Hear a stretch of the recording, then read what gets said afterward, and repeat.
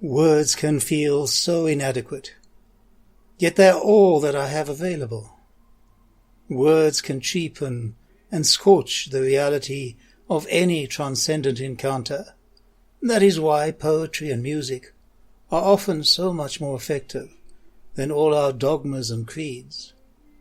When my heart is open and vulnerable, I taste the resonance of communion with another in the joy of unknowing that surpasses all judgment.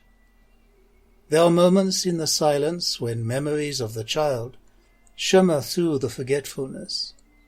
Yes, beloved, I am yours and you are mine, and I will walk with you always. Then came the time of learning, a time of accumulating all those judgments, inadequate, cowardly, being shamed, being unseen, being a victim, and being powerless. The promise then forgotten as I sought to take charge, climbing the ladder of success, money, and esteem. Time of sickness, pain, and suffering, being stripped of all that carefully choreographed masks of control.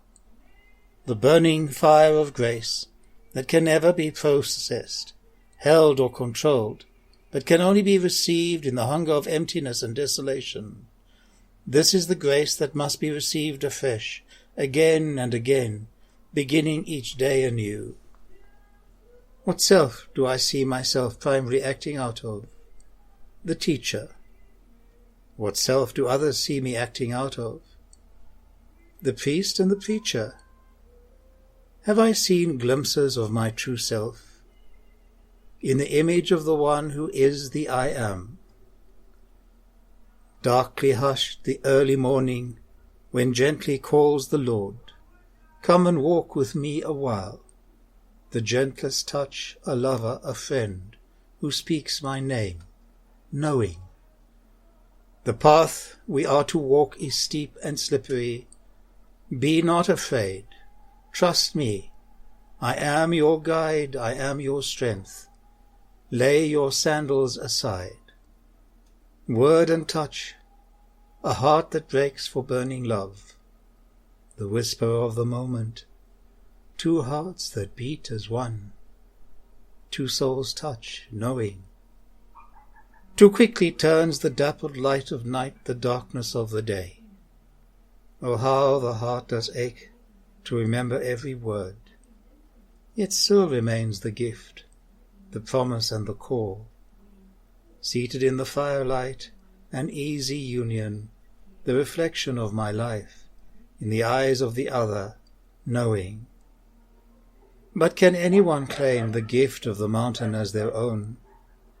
An invitation, come aside and rest a while, for when you return there is work for you to do, by the strength of my love.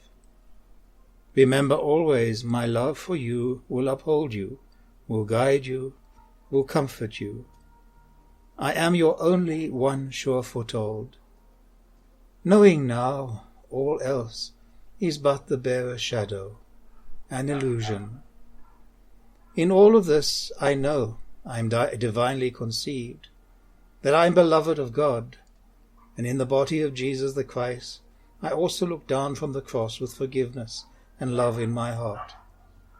Yet that final moment of the resurrection, the moment of new life, of returning life after death, this still eludes me.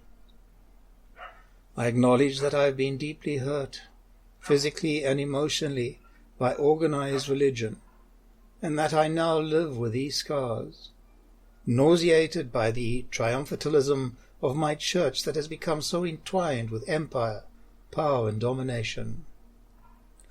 However, just like my brother Richard, I also can't give up on healthy religion, because it alone is prepared to point you beyond the mere physiological or personal, to the cosmic, to the universal, to the absolute.